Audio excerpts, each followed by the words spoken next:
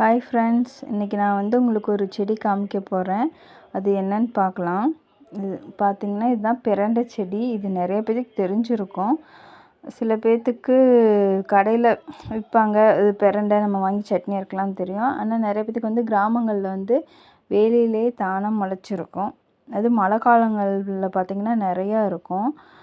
இது எங்கள் வீட்டு தோட்டத்தில் இருக்க வேலியில் இருக்குது. அதான் காமிக்கலான்னு சொல்லி உங்களுக்கு வீடியோ எடுத்து போடுறேன். இந்த க்ரீன் கலராக இருக்குது பார்த்திங்களா, அது வந்து மரல்னு சொல்லுவாங்க. நாங்கள் சின்ன பிள்ளையாக இருக்கும்போதெல்லாம் காது வலி வந்து அந்த மரலை வந்து தீயில வாட்டி அந்த சாறு எடுத்து காதில் ஊற்றுவாங்க. அந்த மாதிரி எத்தனை பேர் எக்ஸ்பீரியன்ஸ் பண்ணியிருக்கீங்கன்னு சொல்லி சொல்லுங்கள். பார்த்திங்களா, நிறையா பிரண்டை செடி இருக்குது. அதில் வந்து அந்த கொழுந்தோடு இருக்குது பார்த்திங்களா, அந்த கொழுந்தோட கிள்ளி தான் நாங்கள் வந்து சட்னி அரைப்போம். சில பேர் வந்து அந்த முத்துனதும் அந்த டார்க் க்ரீனாக இருக்குது பார்த்திங்களா, அதையும் நார் எடுத்து போடுவாங்க. ஆனால் நாங்களாம் வந்து இந்த கொழுந்தோட கிள்ளி தான் வந்து போடுவோம். இது மழை காலங்களில் வந்து இன்னும் நிறைய கொழுந்து விட்டு நிறையா பிரண்டைகள் இருக்கும். உங்களுக்கு வந்து ஒரு நாள் வந்து இந்த பிரண்டை சட்னி ரெசிபி வந்து வீடியோ போடுறேன். டவுன்லலாம் பார்த்திங்கன்னா இது வந்து மாடி தோட்டத்தில் வந்து வச்சு வளர்ப்பாங்க. ஆனால் கிராமத்துலலாம் பார்த்திங்கன்னா வந்து வெளியில் அது பாட்டுக்கு இருக்கும். இதை பறிச்சிட்டு போய் தான் நிறைய பேர் வந்து கடையில் விற்பாங்கங்க. பார்த்திங்களா, நிறைய இப்படி கொழுந்து விட்டு நிறைய இருக்குது. ஆனால் நாங்கள் பறிக்கிறதே இல்லை.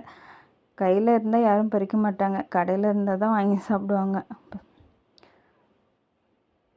அப்படியே வேலி ஃபுல்லாக பார்த்திங்கன்னா அப்படியே நிறையா இருக்குது. எங்களது இன்னும் நிறையா இருந்ததுங்க தோட்டத்தில். நாங்கள் வந்து வேலி வந்து முள்ளெல்லாம் வெட்டி விட்டு அடைச்சோம்.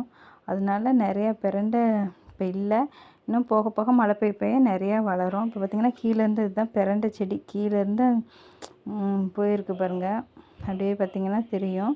கீழேருந்து அந்த ஒயிட் கலர் இது வந்து காஞ்சது. இது வந்து இன்னும் டார்க் க்ரீன் வந்து அப்படியே தழைஞ்சு மேலே அப்படியே படரும். அப்புறம் பார்த்திங்கன்னா இது கோவத்தில், நாட்டு கோவத்தில் வேலியில், அதுவும் பார்த்திங்கன்னா வேலியில் நிறையா இருக்கும். இப்போ நாங்கள் வேலியெல்லாம் வெட்டி அடைச்சனால வந்து இப்போ கம்மியாக இருக்குது. முதல்லலாம் நிறையா இருக்கும். முள் பெரிய மரமாட்டம் இருக்கும்போதெல்லாம் நிறையா இருக்கும். இன்னும் மழை காலத்தில் தாங்க இன்னும் வரும். அப்போ உங்களுக்கு நான் காமிக்கிறேன். இது வந்து கிழுவு முள்ளுன்னு சொல்லுவாங்க.